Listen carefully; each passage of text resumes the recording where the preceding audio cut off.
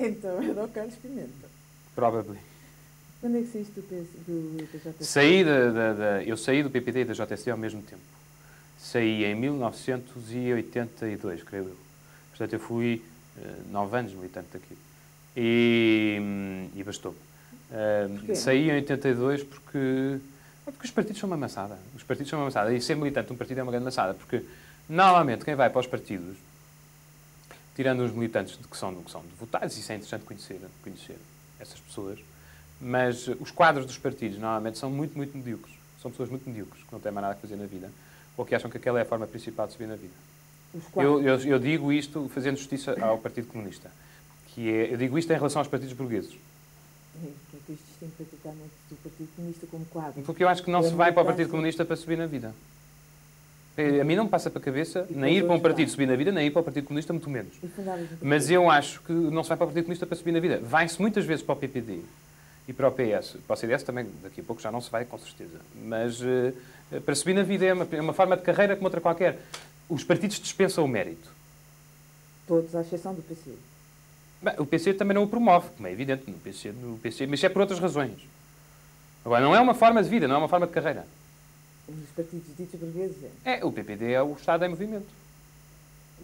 É a versão carnal, física do Estado. O Estado é uma coisa abstrata, administrativa. E o PPD é a versão física e verdadeira do Estado. Não tens ambições políticas? Nenhumas.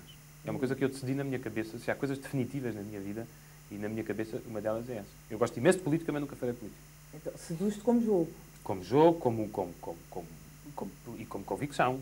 Como jogo e como convicção. Eu gosto do lado tático da política e gosto do lado essencial da política. E defendes uma política à direita? Sim, eu sou uma pessoa de direita. Sou uma pessoa de direita, é sabido. Não há reconhecido e notório. Sobre o assunto. Eu sou uma pessoa de direita, meio liberal, meio conservador. O que é que isso quer dizer, Jaime? Quer dizer que há muitas coisas em que eu sou liberal, mas há outras coisas em que eu fui percebendo. Eu sou muito liberal na economia. Sou muito liberal na economia. E sou muito liberal em relação às relações do Estado com a vida das pessoas. Eu sou totalmente liberal do ponto de vista económico, mas não me passa para a cabeça aceitar, por exemplo, a União Política da Europa em consequência da União Económica da Europa. Ou seja, eu posso fazer todas as transigências que forem necessárias fazer em matéria de soberania dos países em termos económicos, mas distingo completamente a ideia de soberania política. E não prescindo dela. E, portanto, eu não aceito que uma utopia liberal, que aliás não é liberal, a Europa, em termos reais, não é liberal, é muito burocrática, muito regulamentadora e muito socialista, no sentido filosófico do termo. Eu não aceito que uma utopia de mercado de 320 milhões de pessoas dê cabo da ideia de nação ou dê cabo da ideia de pátria. Eu acho que a CEE foi criada numa altura e em condições que hoje já não se verificam. A CEE foi criada para conter o comunismo e integrar a Alemanha nas democracias. Bom, mas a Alemanha integrada e obediente. É evidente que a Alemanha já era o motor económico da Europa, mas tinha uma espécie de capitus diminúcio em termos políticos. Tinha sido. Porque, enfim, por causa da derrota do eixo. Ora, a queda do comunismo e a reunificação da Alemanha dão cabo da ideia original da Europa. Você não pode fazer a mesma CEE tendo a Alemanha que tem hoje e não tendo o comunismo do outro lado. Não faz sentido. Eu gostava que em Portugal, como em qualquer país civilizado, houvesse uma direita liberal e conservadora, autêntica, sem vergonha nem complexos, sobretudo que não fosse de centro. Sobretudo que não tivesse a mania de que era de centro, que o centro é um buraco que não existe. Apesar de estar superlotado, é um buraco que não existe. E não quer dizer rigorosamente coisa nenhuma. Mas e que fosse ao mesmo tempo uma direita capaz de... uma direita com adjornamento, uma direita que fosse inteligente, que fosse modernaça, viva. E que fizesse demonstrar ao país que há uma política diferente, que há uma política de direita, que não é contra o Dr. Cavaco Silva, mas que é diferente da dele. É diferente como, então?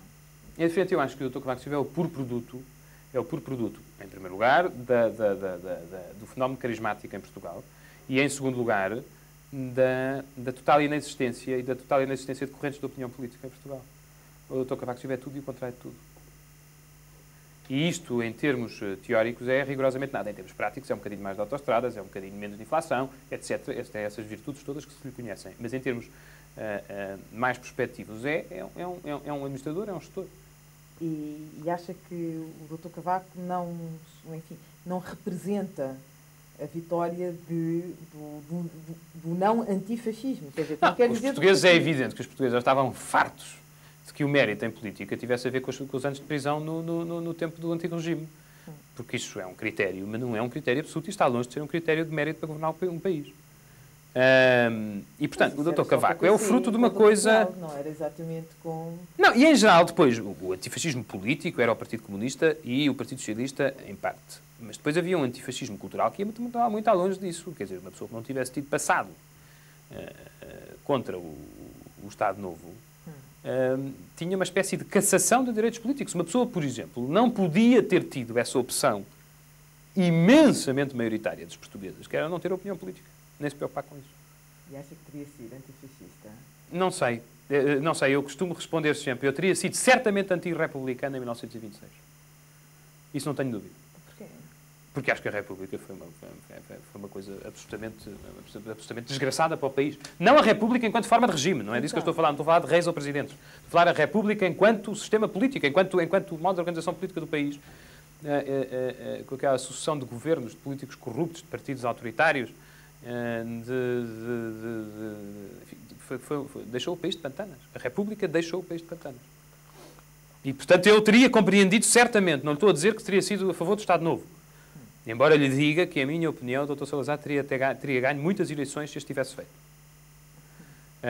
Mas eu teria visto com simpatia, provavelmente, uma interrupção do sistema dos governos republicanos em 1926. Isso eu admito que sim. Se me colocar na época. O Dr. Salazar teria ganho sempre as eleições? Não, até 58, eu acho. Até 58. Como o Dr. Cavacas ganha agora, quer dizer, eles sabem fazer orçamentos. Sim, com uma grande diferença. Eu acho injustas três comparações que se fazem com o Dr. Cavaco. Acho injusto comparar o Dr. Cavaco com o Dr. Salazar. Injusto para quem? Para o Dr. Salazar é muitas coisas. Porque o Dr. Cavaco não é democrata nem deixa de ser. O Dr. Salazar era voluntariamente antidemocrático. Era a opção dele. Ou seja, tinha preocupações e pensamento político. O Dr. Cavaco não tem nessa matéria. Em segundo lugar, o Dr. Salazar escrevia admiravelmente, como é sabido. Escrevia admiravelmente. E, em terceiro lugar, era um cínico, como eu acho que não se repete na vida política portuguesa. E eu acho que o Dr. Cavaco, para estabelecer mais duas diferenças, como se sabe, não escreve nada de especial, nem fala nada de especial. É mesmo muito maçador. E também não é tão cínico como o Dr. Salazar. Está longe disso. Está longe desse raffinement no exercício do poder. Acho que o Dr. Cavaco Silva seria um ministro num governo europeu, num governo de um país europeu, num governo da Bélgica, podia ter sido ministro. E como é que se explicam, então, tantas governo da Holanda, maiorias tão absolutas? Porque acho que ele é muito parecido com os portugueses. E percebeu isso muito bem. É muito parecido com os portugueses. Ele é, para os portugueses que foram de esquerda, é o melhor passaporte para deixarem de ser. É por isso que tanto intelectual de esquerda vai bater à porta do Dr. Cavaco. É porque eles não precisam dizer que são de direita, quando para lá vão. Portanto, o Dr. Cavaco Silva é capacíssimo de levar os ex-comunistas a votarem nele, ex-socialistas a votarem nele. O Dr. Cavaco Silva deve ter qualquer coisa que eu estimo em 1 milhão de votos de esquerda. A direita portuguesa tem uma tradição autoritária. E tem uma resignação carismática. E o Dr. Cavaco Silva oferece-lhe essas duas coisas. Não lhe oferece políticas de direita. Não lhe oferece pessoas de direita. Mas oferece-lhes uma autoridade e um carisma que, em princípio, deixam tranquila. A direita dorme tranquila com ele. Eu acho que quando a direita começar a pagar mais impostos, vai perceber quem ele é. E então, o que é que o Dr. Cavaco Silva tem para oferecer à esquerda que o torne tão sedutor, para além dessa capacidade de transformar o mundo desse otimismo? Pensões. Pensões e autoestrada. Independente, tendo ou não defeitos, a verdade é que introduziu algo de novo no panorama da imprensa portuguesa, sobretudo da imprensa semanal, que foi uma certa frescura na abordagem dos temas, um certo espírito de linguagem que é mais aberto e é mais livre do que a linguagem convencional do jornalismo em Portugal. E, sob esse ponto de vista, eu acho que foi saudável e que serviu até de estímulo um pouco para outros jornais também desenvolverem mais o seu trabalho, designadamente no campo da investigação. Eu acho que o Independente tem feito algumas coisas importantes no domínio da investigação. Eu permito-me salientar, sobretudo, um caso que é o caso de Macau, do fax de Macau, que motivou, pelas suas consequências posteriores, a demissão do governador do território, e realmente pode-se dizer que, se não fosse um independente, isto tinha ficado abafado e ninguém teria apurado responsabilidades neste escândalo. Do ponto de vista do projeto editorial, é um dos aspectos mais discutíveis. A mim é um dos aspectos, se quiseres, do ponto de vista pessoal, é um dos aspectos que mais me desagrada, e sem querer agora estar a discutir as ideias políticas ou ideológicas que estão subjacentes a isso, mas desagrada muitas vezes um certo estilo de campanha, de propaganda que o jornal adota. Creio que isso foi bastante visível, por exemplo, nas últimas eleições presidenciais, em que eu creio que houve uma certa perda do distanciamento jornalístico face ao acontecimento político que eram as presidenciais. O Independente incomoda muita gente. E, ao que parece, as pessoas acham muito difícil falar com o Independente porque veem alteradas as declarações, ou pelo menos interpretadas de maneira diferente do que aquela em que tinham, descontextualizadas as suas declarações. Isso é verdade? Não, isso são duas perguntas diferentes. Em relação ao Independente incomodar muita gente, o Independente é lido por muito mais gente do que aquela que incomoda. E isso, para mim, é muito importante. E se incomoda algumas pessoas, então eu acho que cumpre bem a sua função, porque eu não entendo os jornais como produtos cívico-pedagógicos, no sentido soarista da palavra. Eu acho que os jornais são fenómenos, são espelhos da sociedade e são detectores de fenómenos. Não têm que ensinar nada a ninguém, têm que descobrir coisas. E é isso que eu tento fazer no Independente. Agora, em relação à queixa, que normalmente tem que ver com as pessoas que vivem incomodadas com o Independente. Há queixa de que o Independente interpreta as declarações que as pessoas fazem. Eu acho-a, por um lado, legítima e, por outro lado, errada. É um facto que nós reproduzimos, isto é uma coisa importante, literalmente o que as pessoas dizem, mas é um facto que muitas vezes interpretamos o que as pessoas dizem. E eu dou-lhe um exemplo. Os políticos Mas onde é que começa falam... uma coisa e acaba outra? A obediência à verdade está na reprodução integral do que as pessoas dizem. A interpretação, eu acho que é um suplemento de verdade e que é importante. E digo-lhe porquê. Os políticos têm um código hipócrita. E vou-lhe dar um exemplo. Se o engenheiro António Guterres disser no Independente: eu adoro o Dr. Jorge Sampaio, nada me move contra ele, está obviamente a mentir. E se o Dr. Jorge Sampaio disser no Independente: nada me move contra o Dr.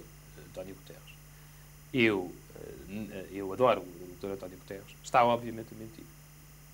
Portanto, eu reproduzo o que ele diz, mas reproduzo com uma certa graça. Porque, evidentemente, isto não é verdade e nós sabemos que não é verdade. E, portanto, é preciso descodificar aquilo que os políticos dizem. E não seria mais... O que os políticos dizem sem descodificação é o que lhe mostra a televisão. Você acha-se informada pelo que lhe diz o telejornal. Aí está um caso absoluto de comportamento acrítico perante o que os políticos dizem. E por que não fazer essa pergunta exatamente aos políticos? Sim, mas faz. E ele diz que ideia. Ou perguntar ao que ideia? E eles respondem que ideia. Ódio fraternal. Exatamente. E eles responder-lhe que ideia. Nós amamos-nos de beijo na boca. Será certeza. E a gente sabe que não é verdade e a gente sabe que a política não é assim. E a gente sabe. Pode-se, e nós costumamos fazer isso. Agora, o que eu não prescindo num jornal é da inteligência das coisas, percebe? Não prescindo da realidade das coisas, por um lado, e não prescindo da inteligência sobre as coisas, por outro lado. Para mim, não há notícias nem de esquerda nem de direita. Há notícias boas ou más. Claro. E as notícias são a minha profissão. A política pode ser a minha devoção, mas as notícias são a minha profissão. As notícias são boas ou más. Incomodem quem incomodarem. Sejam justas ou injustas para quem forem. Elas vão sair no jornal. O jornalismo tem custado amigos? Tem. Criou alguns e tem-me custado amigos. Tem. E isso é uma coisa que eu vejo com pena, devo dizer. E com alguma dúvida sobre isso. Apesar de si, como é que isso é? Porque eu acho que eu sou muito consciencioso do meu dever, percebe, enquanto profissional. E, portanto, há certamente amigos meus houve certamente amigos meus que não gostariam que eu fizesse certas coisas, que prefeririam que eu tivesse calado outras coisas.